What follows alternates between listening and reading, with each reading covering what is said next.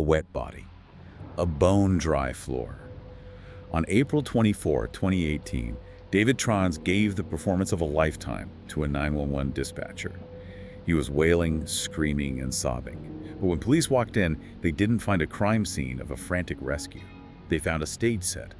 Not a single drop of water on the tiles. Not a single tear on David's face. He didn't just kill his wife, Shanti Cooper. He tried to audition for a reality show over her dead body. This is the Silent Dossier. Today we are conducting what amounts to a forensic and psychological autopsy of a narcissist. We're analyzing the murder of Shanti Cooper, but specifically through the lens David Tronnes created for himself. The lens of a failed reality TV production. We have the interrogation tapes, the behavioral analysis, the crime scene physics. Our mission here is to dismantle that performance. And we have to start with the setting, because the house itself feels like a co-conspirator in this. It was what's called a zombie house. It's a real estate term for a property that's so dilapidated it basically needs to be brought back from the dead. And David Tronnes, 50 years old, unemployed, was obsessed with that idea. Specifically with the TV show Zombie House Flipping. Right. For him, this wasn't just a home renovation. He was building a set. A set for a life he wanted, where he was the star, the charismatic genius designer. But every production needs a producer, and it certainly needs a budget. And the budget was significant. $250,000. All of it was Shanti Cooper's money. She was 39, a successful financial consultant. She was the sole breadwinner. She was bankrolling his entire fantasy. But the reality inside that house was nothing like the image he was trying to project. The physical layout of the house really tells you everything you need to know about the state of their marriage. It does.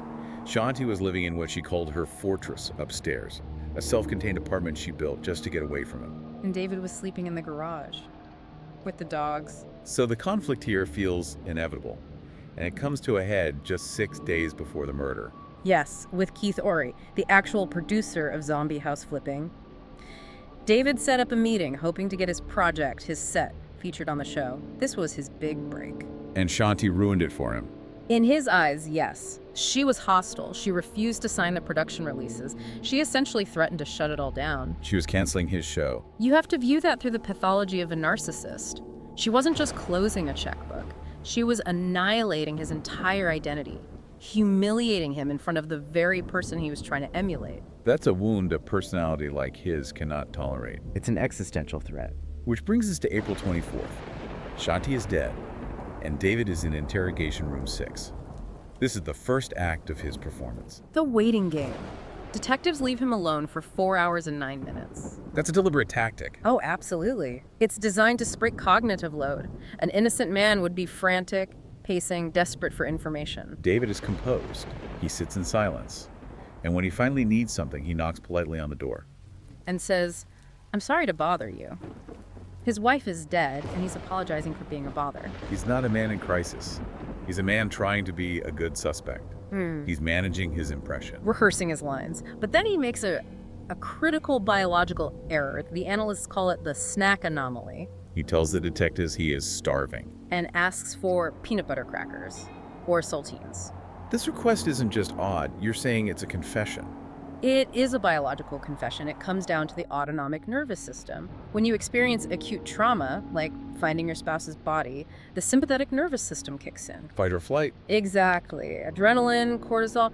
Your body's preparing for survival. And part of that process is diverting blood away from the stomach into the major muscle groups. So digestion just stops. It shuts down completely. They call it the inhibition of gastrointestinal motility. Your mouth goes dry. The idea of eating, especially something as dry as a saltine cracker, is physically repulsive. It's almost impossible. But David eats them with no issue. He eats them calmly, which proves his body is in the opposite state. The parasympathetic. Rest and digest. He is chemically calm. He's not eating because he's grieving. He's eating because he's physically exhausted from the manual labor of committing a murder, cleaning the scene, and staging a body. He's refueling after a workout. His own physiology betrays him. So while he's eating, the detectives enter and begin the next phase. They adopt a supportive role. And David begins Act 2. The performance of grief. The records show 11 distinct instances of him wailing and making these heaving, sobbing noises. But it's all auditory. There's a severe visual mismatch. Every single time he covers his face with his hands, Hiding the fact that there are no tears. his face is pristine. When he moves his hands, his eyes are dry, there's no mucus, no blotchy skin. True grief is an ugly, messy, physiological event. David remains photogenic. And then there's the snapback. The recovery time, it's jarring. He'll be in the middle of a supposed hysterical breakdown, and a detective asks a simple question, like Shanti's eye color. And he stops instantly, answers clearly, and then tries to ramp the wailing back up. It's like flipping a switch. Real grief doesn't have a switch. You can't pause a panic attack to recall a zip code. He knows the sound he's supposed to make, but he can't produce the genuine state of grief. So the performance is bad, but the set dressing at the crime scene is even worse. Much worse. Let's start with the linguistics. He described the water in the tub where he claimed to have found her. He called it rose-colored. Rose-colored. That's not the language of a panicked man finding his wife in bloody water. That's the language of a director. He's aestheticizing it. He is color grading his own crime scene, distancing himself from the horrific, visceral reality of dark, rusty water. It's a narrative choice. But his biggest mistake wasn't word choice. It was physics. The physics of the water itself. His claim is that he pulled her dead weight out of a partially filled tub to perform CPR. Just think about that action. Huh. The water displacement would be enormous. A tsunami. Water would slosh everywhere, pour off her body, her hair. The rescuer would be soaked. The floor would be soaked. It's unavoidable. It's basic physics. But the crime scene photos show the bathroom floor was bone dry. Not just damp, dry. Dry. And his own clothes were mostly dry. It's a fatal continuity error in his script. It proves the rescue never happened. It proves he cleaned the scene first, mopped the floor, and then staged the body. He forgot that the story he was about to tell required a wet floor. That dry floor is the silent witness that condemns him. And then there's the timeline. He provides an alibi, Yeah. a 45-minute walk. But when he describes finding her, he says she was cold and stiff. Another detail added for dramatic effect that ends up being a confession. Explain the science of that. It's algor and rigor mortis. A body doesn't become noticeably cold and stiff in an hour. Algor mortis, the cooling, happens at about 1.5 degrees Fahrenheit per hour. It takes hours to feel cold to the touch. Now the stiffness. Rigor mortis. It takes 2 to 4 hours to even begin setting in. For her to be described as stiff, she would have had to have been dead for many hours. So by trying to sound more convincing, he accidentally destroys his own alibi.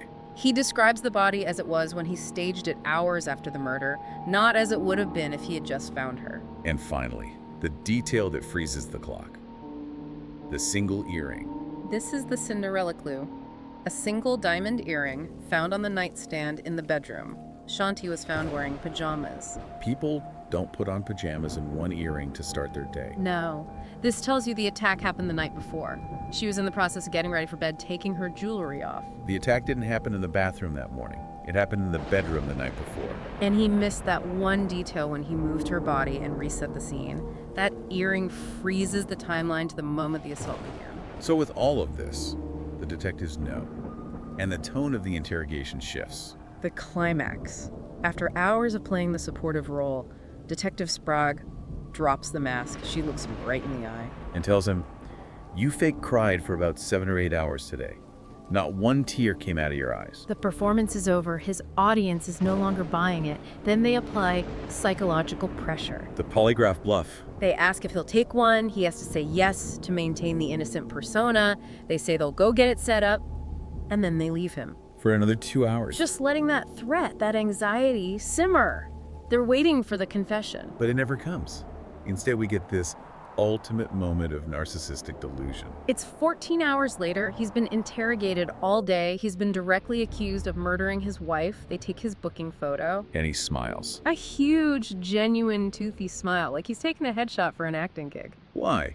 It's incomprehensible. Because in his mind, he nailed the audition. He is so convinced of the power of his own performance that he believes he's talked his way out of a murder charge and he's about to go home. It's pure delusion. He did not go home. No. The jury saw through it all. They rejected his insanity defense. They rejected his story about a phantom intruder named Odo. He was found guilty of first-degree murder, sentenced to life. And it all comes back to that house, that zombie house. He spent $250,000 of her money to build a set for a life he would never live, all for some open-concept stairways and a sliver of TV fame. And Shanti's son, Jackson, his victim impact statement, just cuts through all of David's elaborate fiction. All he said was, "I miss the simple times, walking the dogs." That's the whole tragedy right there. The narcissist's grand production versus the simple reality of a life that was lost. David Tronnes built a beautiful set, and the only thing he successfully constructed was his own prison cell. Evidence, like a dry floor, doesn't perform, it just speaks. And in this case, the silence of that floor was louder than any of his staged cries. That's our deep dive for this session. Until next time.